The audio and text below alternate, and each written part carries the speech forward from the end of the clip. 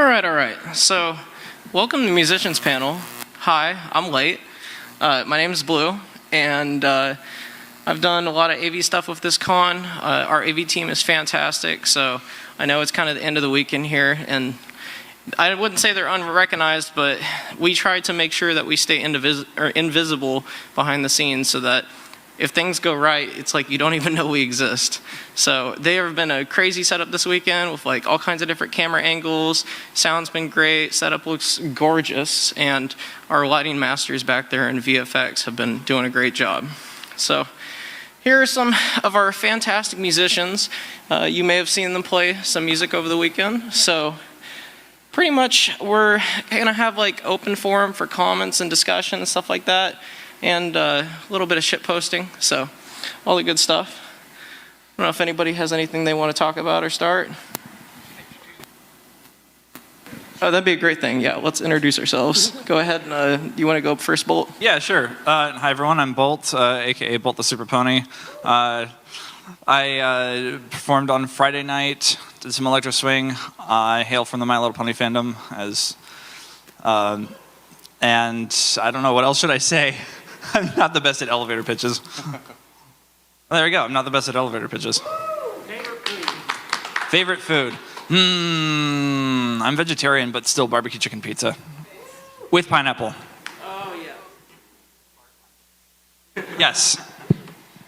All right, I'm Forsake, or you can call me Trey if you want. I performed last night. I also produce house music, any type of electronic music, usually whenever I'm fancying. I also hail from the My Little Pony fandom, but then was ushered into furries because I love furries as well. So this is amazing. Y'all are amazing. One of my favorite conventions is furry conventions. But yeah, I guess I'll also say favorite food. It has to be steak, medium rare. Yes. Hello, I think I'm SC Dave. That's the one. Nice one. No, all right. Believe it or not, I'm also, or was, Brony back in the day, like way back in the day, and I was kind of thrown into the puddle of furry. I don't really know how that happened. It just kind of did. Just at one point, like, my pony persona had legs, and it was like, oh, wow, okay, well. Yeah, so I've been doing music for like 15, 16 years now, and do breakcore and all kind of nasty, fast stuff that's strange and a bit odd. Favorite food? Oh man, like, it depends on what mood I am and how many drinks I've had. Honestly, if I was sober and I was at a restaurant, I would have a thick, nice steak. Yes. Cooked rare, as it should be. Good. If I had a drink, it'd be Donna meat and chips. So, yeah, as a kebab. I don't know, man. Waffle House hits different at like 3 a.m. Let's hear it. Let's hear it. Especially at 2 in the morning. I've never had a Waffle House. Well, you might have to fix that. It's based. All right, so yeah, I'll do that. All right, my name's Blue. I've done music production. I've been a DJ my whole life, so that's kind of some of my background. I've been a furry probably I'd say since like 2010, 2011, but I didn't know anybody that went to furry cons that was a furry, so I actually had some brony friends that took me to one of my first brony cons, and then I've been to conventions ever since 2017, but it's kind of funny how we've kind of migrated a lot of the musician culture kind of into this convention from that. And this annex has been just fantastic. I have had an absolute blast. But yeah, no, I do a little bit of every kind of music. So I have some stuff on my Bandcamp. But anyway, yeah, I'd say my favorite food is spinach Alfredo pizza. It's super easy. All right, you want to go, PFS? Yeah. I'm PFS. I like Panda. I'm tired. I guess I've been doing this. It's been 10 years now at this point. I'm old. Yeah, I came from the pony fandom as well originally, and then I did a bunch of YouTube stuff, was famous for a hot minute with Exotic Butters, but, other than that, the remix, yeah. I should have played it on my Wow. set, but I didn't. I didn't think about it. I feel like being tired is the sign that you've had fun at a convention. Definitely. I was debating even waking up. I was like, okay, I gotta show up for this. I don't even know if I'm tired. I just kind of force myself to be awake. I'll probably be tired and like straight after this panel and fall asleep on the table, to be honest. It's currently how I'm feeling right now. So, Forsake, what kind of music do you make? Because I know Dave kind of talked about what he does. So it could be classified as progressive house. I've also made future bounce. It's mainly like the stuff I played if you're at my set. That's the type of music I make. So that's pretty much how to classify it. So many people have different like defining factors. They're like, it's festival house, or it's progressive house, or it's blah blah blah big room. I just call it progressive house. But yeah. Yeah, that stuff had the ceiling shaking. That was awesome. Yeah, I would tell people in their rooms like there was like their windows were shaking. I was like, okay, I'm sorry. There's nothing I can do. I saw the projector bouncing in the back. Yeah, projector was moving. Yep. Chandelier was gonna fall off. How what? Oh, a floor cam. Yeah, the moving floor cam, that was really cool. Oh my god. Shout out to AV for that. 'cause that Yeah, was I need freaking this. awesome. Once that footage hits your drive, I need to see that immediately. Yes, we I'm will. gonna clip the heck out of it. And then the stream dying at the end was hilarious. Yes. 'Cause I think I like copyrighted it. I don't know. Yes. But yeah, that's how that is. Alrighty. So I figure kind of a good segue here is a lot of the time at musician panels, I've done a couple of them in the past for our online AnthroExpo conventions. So you actually may have seen who I am before. A lot of the time, kind of general field, like either production questions for any of us about like specific genres, because we've got a pretty wide range here. Or even like things like, are you getting started into music production? What should you do? Are there like any do's or don'ts or things that, you'd like to know about making music? So I think a lot of the rest of this panel is kind of going to be audience driven. So if y'all have any questions, otherwise we can just talk about generic stuff too. So if anyone has questions, do not feel afraid to grab the mic that is not there, and I will. Yeah, luck is coming to the rescue. Love you, Luck. We love you, Luck. Yeah. We have Trial and Error who says AV rocks. They really do. They're sweethearts in the Yes. back. They really Make it are. all possible. Like I've played at many gigs. We got our first question. Yay. We have a mic. No problem. Oi. It should be Luck hot. do be zipping. I love the way he runs. Okay. Okay, we're good. Well, despite being around for much longer, the furry fandom does not have a very good track record of like putting musicians out there, like having a platform for musicians, like having a place for musicians to meet each other. Why do you think the Brony fandom has been so much better about that in such a short amount of time? And what do you think the furry fandom can do to like help boost up those smaller musicians? Yeah, I think the main thing about that is because with the My Little Pony fandom, there's already songs from the show, and then they go off and a lot of the musicians remix it, and then that kind of builds their reputation up.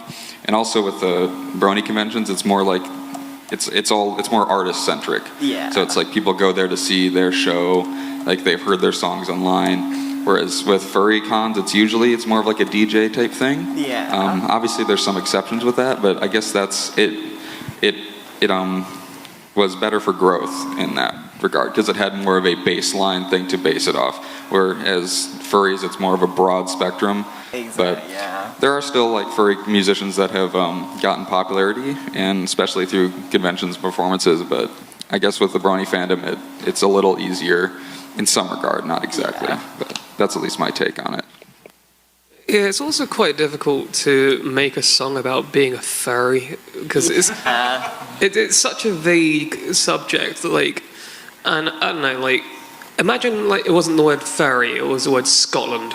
And for some reason, everyone here was in the Scotland fandom. There's only so many songs you can make about Scotland, and then there's people who are just Scottish who make songs as well.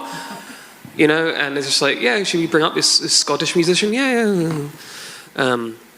But But yeah, you kind of had a lot of things with like basic finals in Brony fandoms. Like it was quite narrow in terms of what you could do or what you couldn't do. And you can clearly tell it's Brony music, whereas furry music is just a bunch of furries who are also having to be musicians. Yeah. I don't really think there's such a thing as a furry musician. There's just musicians who are furries.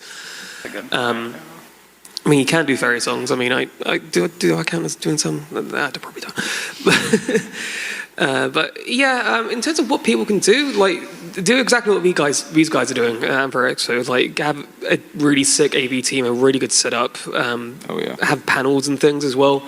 There's been a couple panels about music production. I think one was yesterday. Yeah, I think Denotive did one yesterday about like starting out. Yeah, like all of us who love music are more than willing to help people, and yeah, Voice Con is definitely setting an example in many different ways. Yeah. In terms of how to train musicians. So.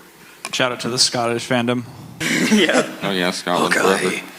I've just noticed it's kind of one of those things where like you need an audience in order to perform, but you need to perform in order to gather an audience. So it kind of feels like a trap that way for a lot of furries. Yeah, it really depends on, like sometimes you really need like something big to finally get noticed sometimes, but usually if you just keep trying over and over and just improving yourself, you'll eventually get your chance. That's how it happened for me, because I came out of like the woodwork for a lot of things, but I just kept doing stuff, doing online conventions, and eventually you'll start to improve yourself and get your name more known. And then that's what I recommend to a lot of people. If there's online conventions and you're a starting performer, like apply to those, do some online sets, because it can get your talents recognized, and then for IRL conventions, they'll be like, okay, you have something to go off of for reference. So that's what I'd say.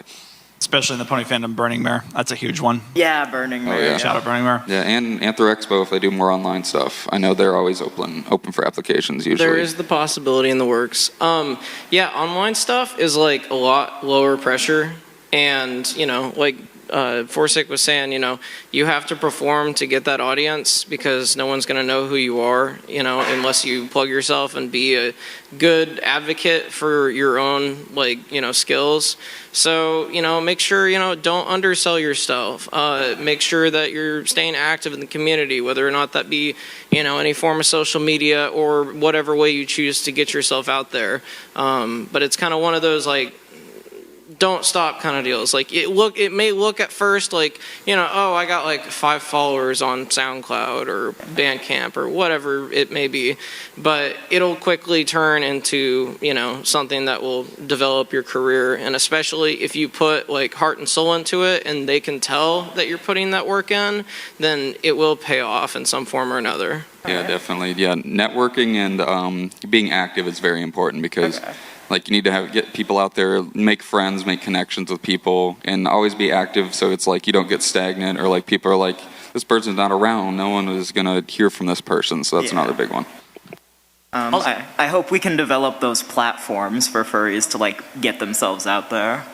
Yeah, and another thing I would suggest is, don't ever give up, no matter how many times you apply.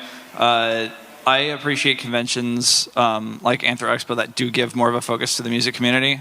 I think as far as furry conventions go, and this is not even just me saying this because I'm performing, but I think as far as furry conventions go, AnthroExpo does it right. And they've done it probably the most right of the furry conventions I've performed at. Yeah, definitely. Out of all of them, this has the best compensation and overall atmosphere and smoothness of everything, because this went so smoothly. Yeah. I don't think I've ever seen a convention put the musicians panel on main stage before. Yeah, this is amazing. Yeah, this is really cool. A lot. Thank you all so much. Hey, thank you. Thank you. Thank you. Yeah, and to kind of touch on earlier about services to get music out, I don't know if people know, there's Flay Raw and a couple other popular furry, I guess I would call them tabloids or things like that, where they kind of have weekly roundups, similar to EQD, Equestria Daily, if you're familiar. But they have kind of music roundups and stuff like that and selections. So I know there are a couple out there. I'm not directly familiar, but that is something that can be looked into. If you're talking about websites that do music promotion and stuff, another one to check out, particularly within the pony fandom, is Horse Music Herald. That is a great, I see Luck in the back cheering for it. Yeah, it's a great resource. You can categorize all the songs by genre and stuff if you're looking for a particular genre. It's a really well-organized website with like little blurbs about the songs too. Great way to get some new music. Also, Horse News. That's a great site for music. Which one? Horse News. Horse News is a like a tabloid website that I don't think has posted. Yeah, in at least it's a terrible website. Horse Music Herald is the other one. That's the music promotion website. What do y'all recommend on how to start off making? That's a good one. Mainly, I just say like find like an inspiration, like a lot of the artists you want, like you listen to. Find like an idol in a way. I don't know, and then like, and obviously if you want to make a different genre, obviously than that, but then figure out. There's a lot of DAWs in different ways. It's a lot of confusion. But I can't talk. I really recommend watching YouTube tutorials because that's the biggest one. A lot of my friends that have started off, it's like a lot of people are like, oh, why would I watch a YouTube tutorial? No, just do it because it has helped me a lot, even as experience. I've been doing this for years. Sometimes just watching one will reinvigorate the spark. But there's tutorials, there's a bunch of guides on how to get started. But I obviously just recommend just finding your inspiration because that will really fuel everything, and then focus on the fundamentals, and just build your skill from there. That's the biggest thing I can say. Yeah, a lot of that is like somebody else has like also been there, done that. So like, you know, it also helps to kind of see maybe someone has another point of view for what you're trying to do. But like, especially like as a question like that, if nobody heard that, was the question was, how do you start, or how do you begin to make music? A lot of it is like choosing, you know, what's your favorite type of music to listen to, or what's something that you would like to create? Because it's like, how do I create a fursona? Like you can choose, the pickings are wide. A lot of the time it helps if you already play an instrument. So, you know, keyboard, strings, brass, like any kind of thing like that. Or maybe not. I know some people that make music electronically versus, you know, I would say, you know, with like physical instruments that don't even know how to use a keyboard, but they definitely know how to make some sick tunes in their DAW. So there's, you know, a bunch of ways to kind of skin a cat metaphorically when it comes to like, oh, what should I use? A lot of the time it's find out what works for you.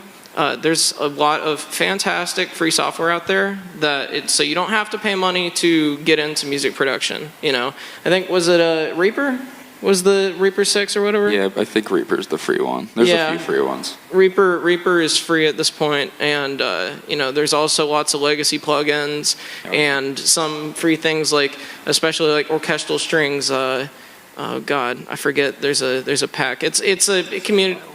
Yeah, a lot of Waves plugins, and then I forget the one that's all free. A lot of people get it. Cakewalk? No. Well, Cakewalk is free.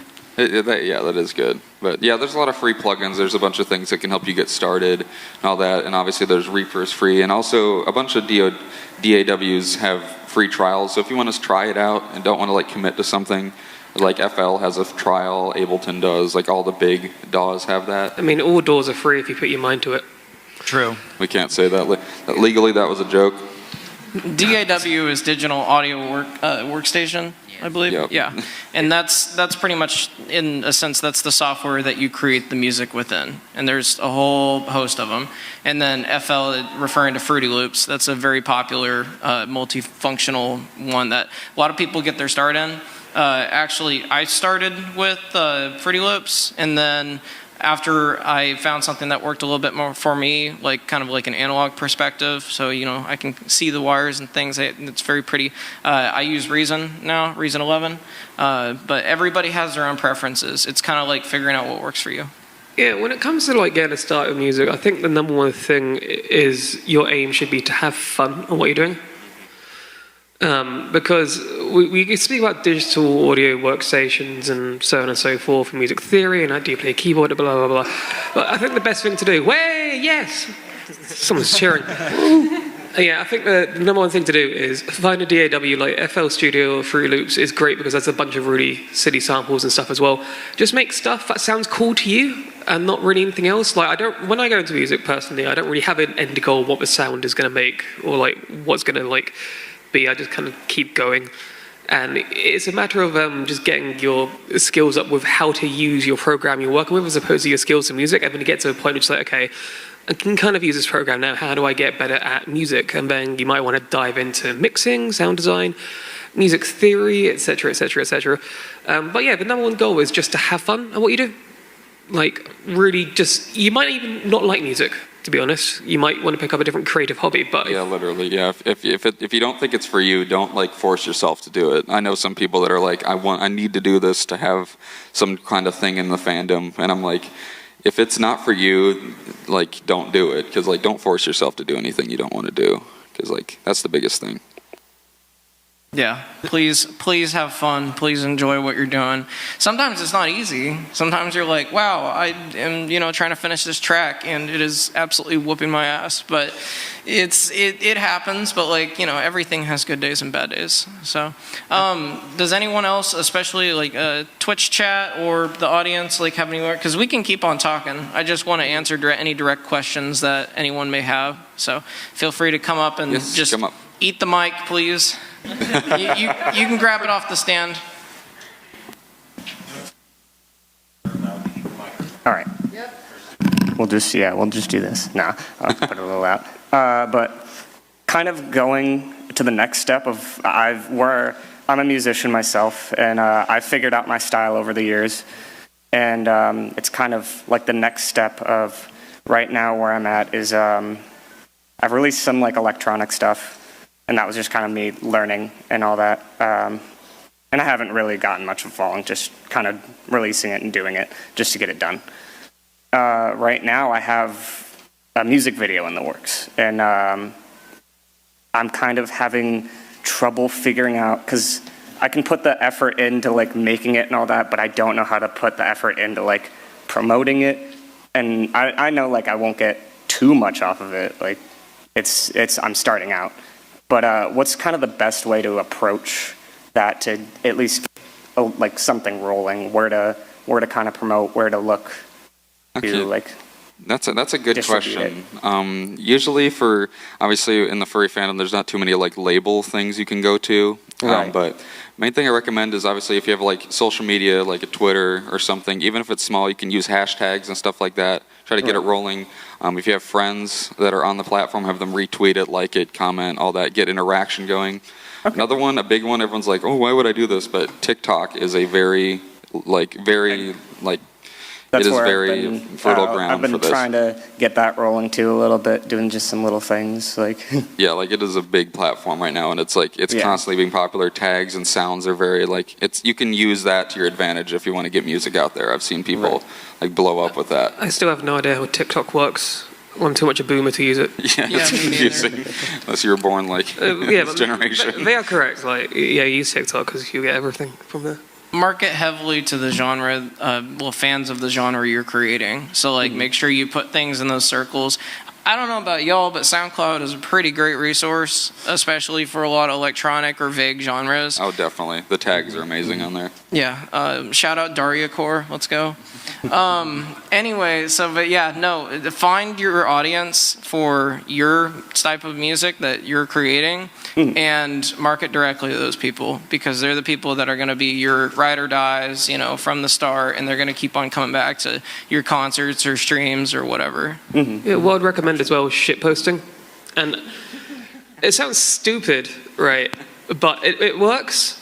Just create stupid clips and put them on TikTok and your Twitters and all that, and if it's a bit goofy, then you end up getting more followers in your music. Now that you mentioned that, there's a YouTuber that I follow. His name's K-Mac. He does that, and that's how he got his following, was just shit posting with music. Yeah, so, vaguely shit post with music, memes or whatever, and just in general. Yeah. And eventually finds it. I'm a bit backwards because the kind of scene I'm in is very like, for some reason, the biggest platform was Facebook, and I never use Facebook, so I just kind of like, I normally throw my tracks at like labels and things, just to kind of then do it themselves, and like, I don't actually seek out to get followers and things, so like, I'm more than happy just to make music for myself because I find it funny. Right. And like, these guys find it funny enough to bring you here. Big joke. That's fair. Yeah, for another. Oh, yeah, if you need to talk, you can. Oh, I was going to say the other direction you could go is I think it's very helpful to share clips of your process as you go along the way. That is something that'll get a lot of engagement depending on the platform. And you can tailor the content you're going to release to the platform you're going to release it to. Because like I did a how-to for one of my music videos, and it blew up on Tumblr of all places because Tumblr loves that kind of content. Okay. And then whereas like video clips of what I'm working on take off better on like Instagram because that's a very visual medium versus like long text based. And so making sure that you're catering not only that should you be showing, kind of in process parts of it or even behind the scenes, or one of the things you could do that would really position yourself well is think of yourself as like an ambassador of the project, and you're going to share like, here's what I'm learning, here's the things that are going well, here are the things that aren't going well. And because then your audience isn't just people that are going to consume the video and consume your music, they're also people who are other creatives that are going to start looking to you as an expert on that type of product. And then before you know it, you're going to have your diehards, your people that are going to want to show up for you because they kind of revere you as an expert for doing something they haven't done yet. I gotcha. Yeah, that's. Oh yeah, I showed up late. I'm Dino'd of everybody. I apologize. I was trying to get all my eye makeup off from last night.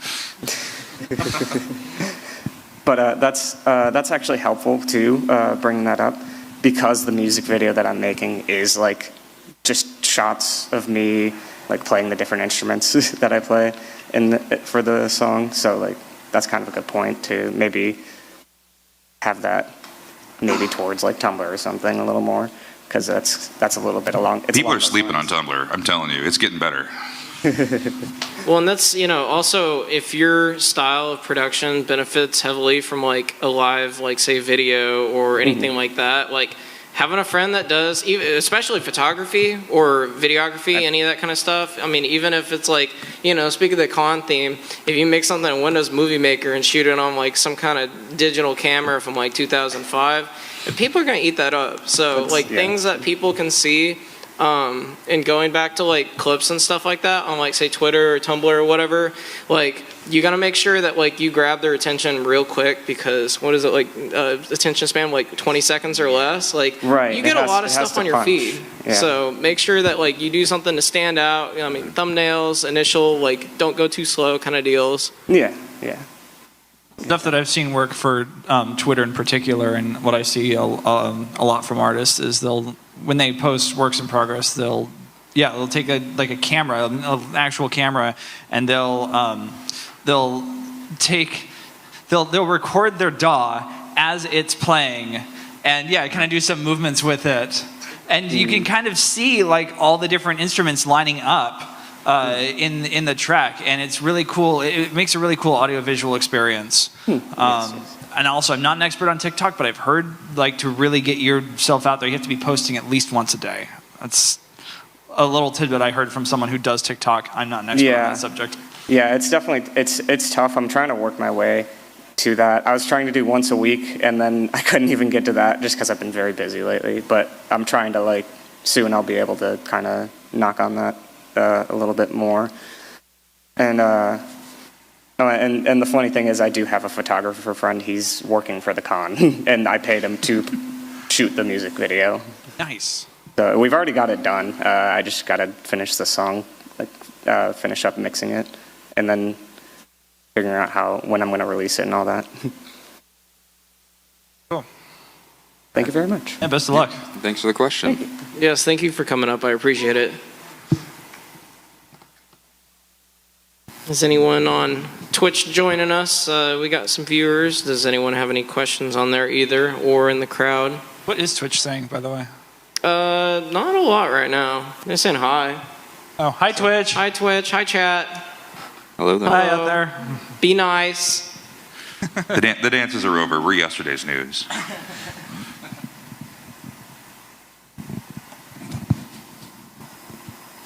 So fellas, what is the most cursed thing you've made?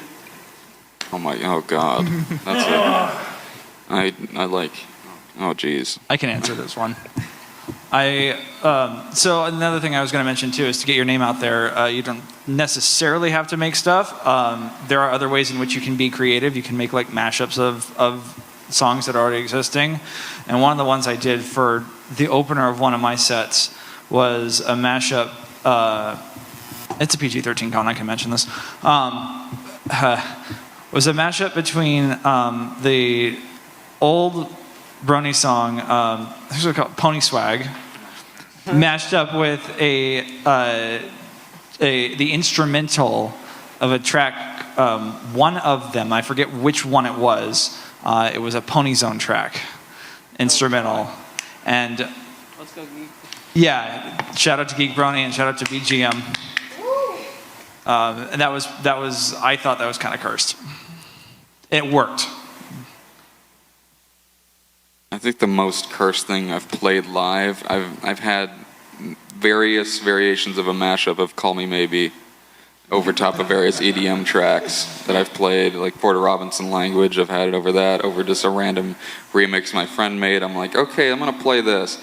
But personally, cursed things I've made, I did like mashups of like the Five Nights at Freddy's song with like Knock 2 Dash Star, a bass house track. And then I'm just like, this will be perfect to play live. And it's always hilarious. So, yeah. I think the master of cursed stuff is probably you, Dave. You're the one that I look at your software and I'm like, oh my God, what is about to be played tonight? Yeah, I've done some things. Many things. I think I don't really gauge in like how cursed my thing is. It's not really like a level, but my set opener for here, if anyone was like around, I sent it to all of my friends and they just started swearing at me, just saying, why did you make this? Like, if he wasn't here, it was a mashup of Nyan Cat, Seabat, Snoop Dogg, and that stupid Borzoi mean, how you doing for you? And yeah, it was Bants, like, it's stupid. But yeah, make curse things, make more curse things. I'm not going to pass this question. I will let you answer it first, but we do have a couple Twitch questions as well. Do you want to go ahead and say what curse things? I mean, I can't hold a candle to a lot of this because I probably take myself way too seriously.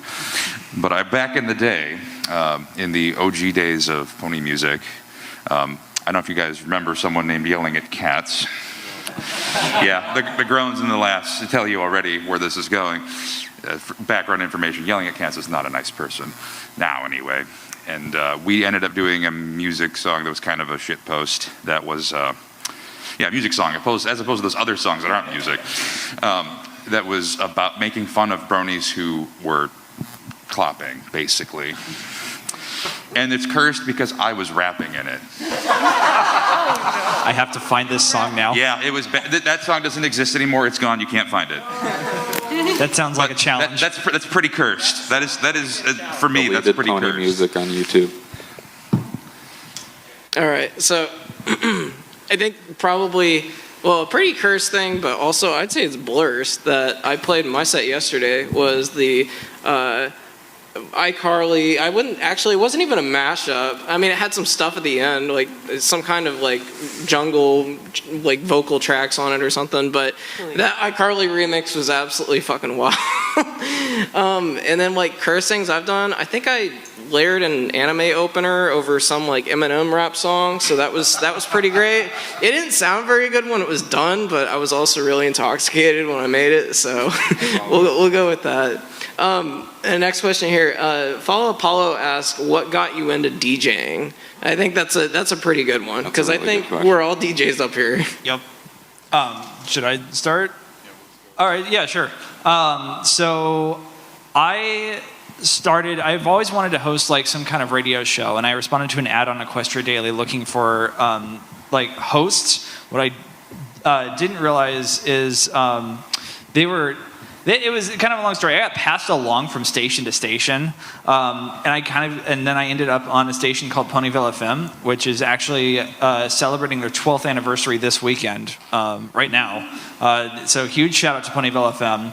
I landed in that station back in the days when they were using Skype instead of Discord, and the first question I got asked is, "What do you mix?" And I'd never DJed before, and I was like, "What do you mean?" And typically everyone on that station is a DJ, and that's how you get on there. Is you are a DJ, you show them your stuff, and you essentially qualify to be on the station. They never had anyone do like a podcast style show before, and so I was one of the first people to do that, and that's how I got started.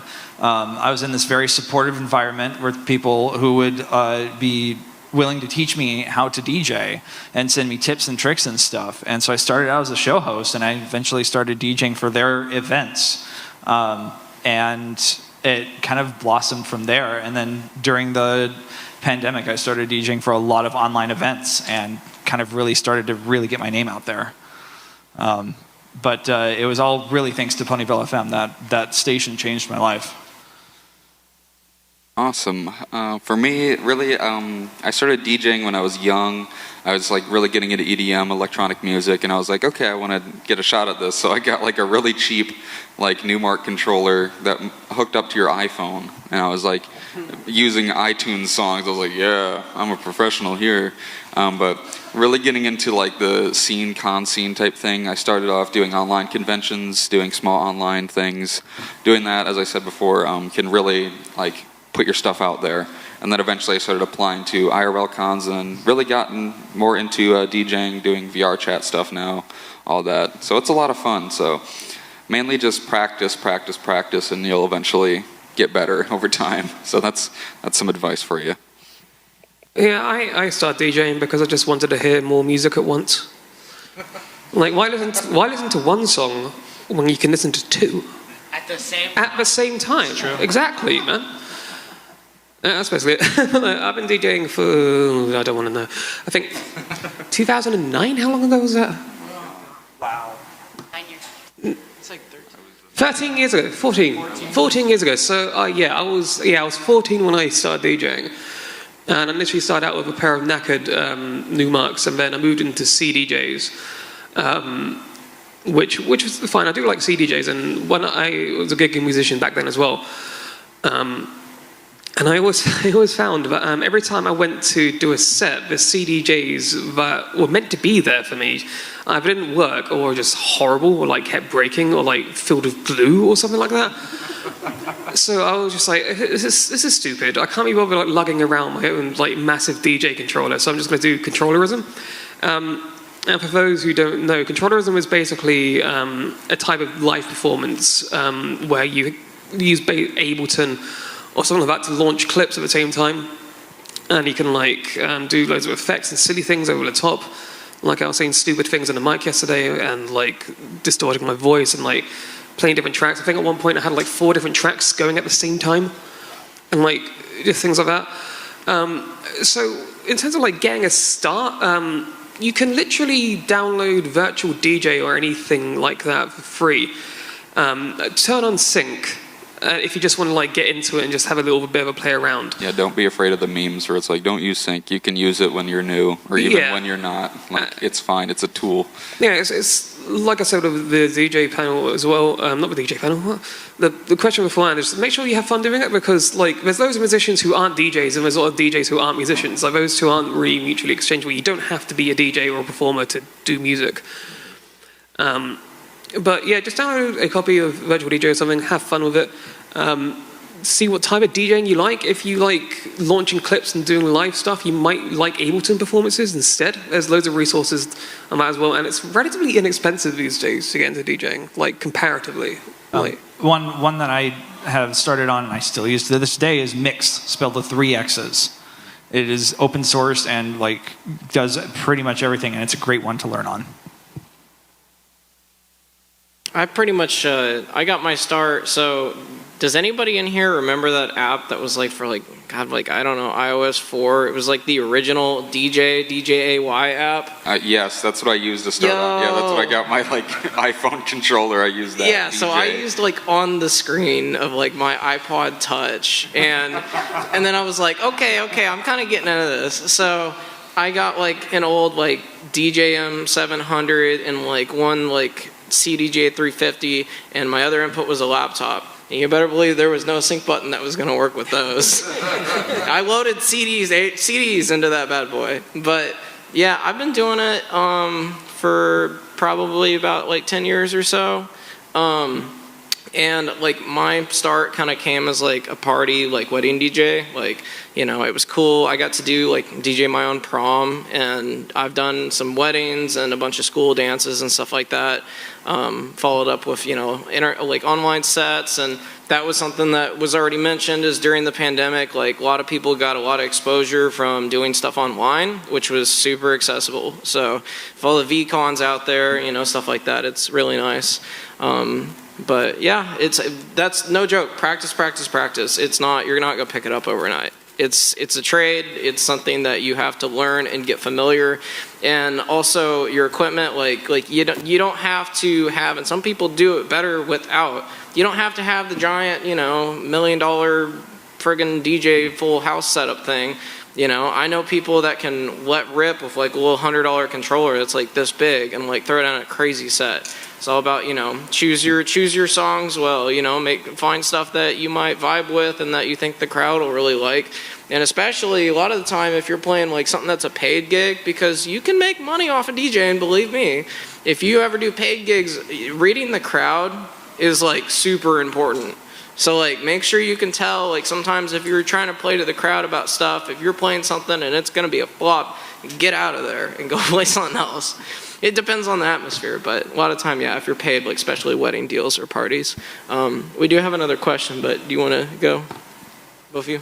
Yeah, me, yeah. So my background actually is from drumline stuff, and obviously doing the DJing stuff is a lot cheaper than getting instruments and whatnot. And I actually started on virtual DJ with a mouse to control it with.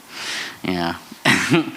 I guess I've just kind of sticking with that format ever since. You know, cheap is cheap. I like it.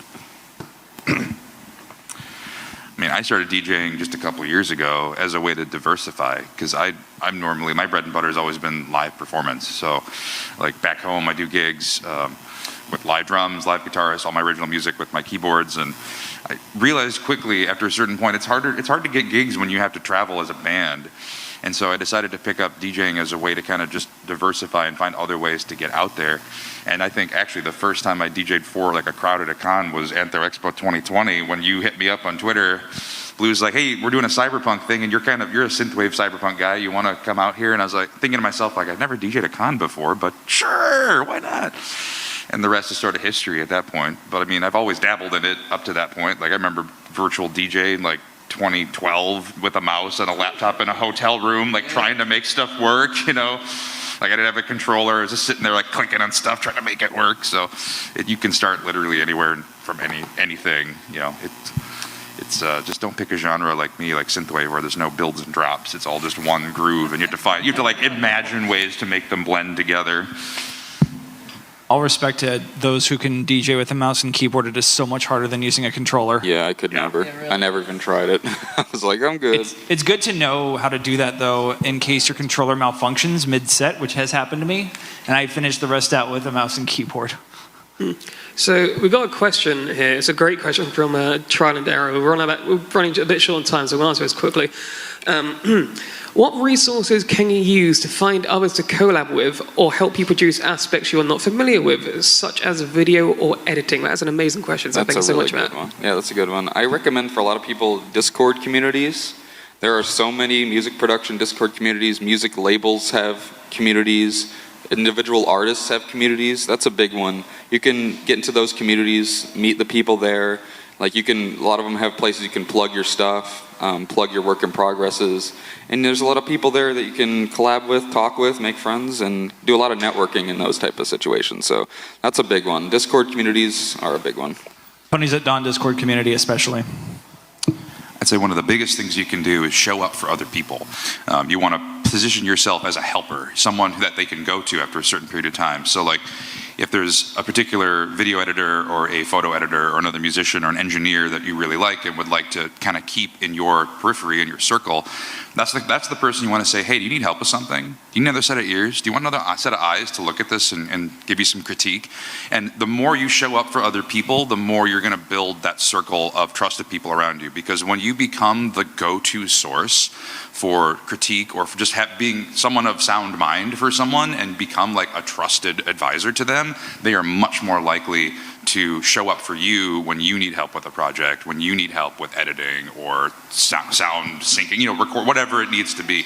So I think that's the biggest thing is once you're in one of these communities, just find ways you can show up for other people and become that trusted advisor, because not that it's necessarily like quid pro quo the whole way through, but it's like when you position yourself as someone that other people trust, they're much more likely to show up.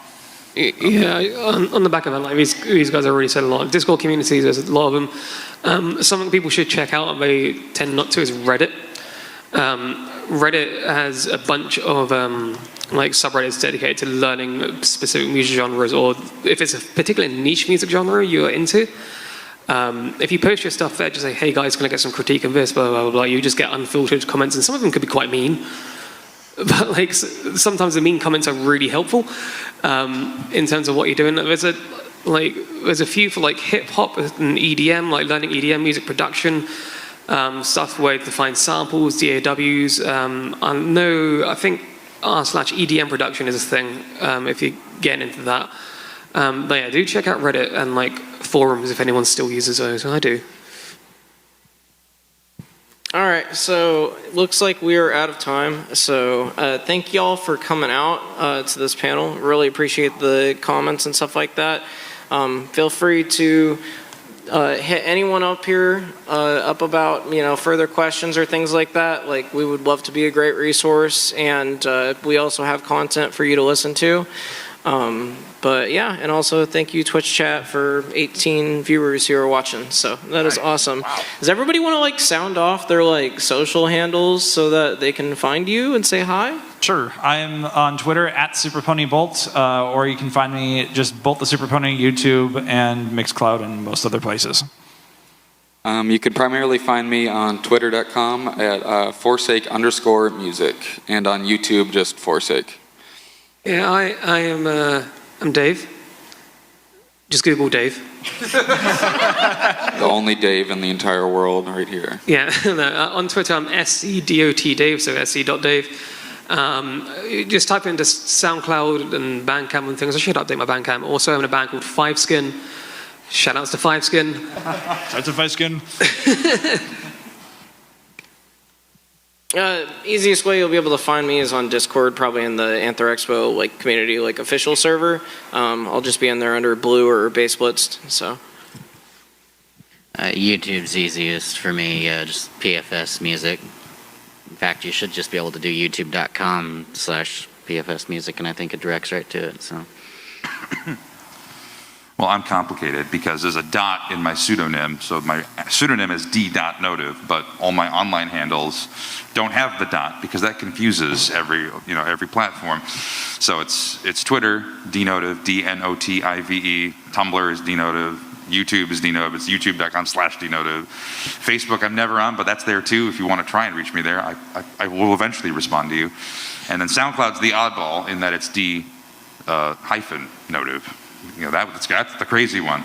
But I'm also on the AnthroExpo Discord, AnthroExpo. I just got thrown into the Telegram last night, so all that chaos is at my fingertips. Yeah, so whatever your preference is, whatever your flavor is.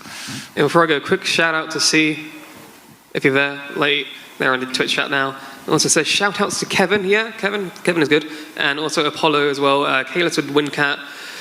Trial and error, and all the people on Twitch have asked amazing questions. So yeah, cheers lads, it's been absolutely fantastic. Yes, thank you so much for coming out. Thank you for coming.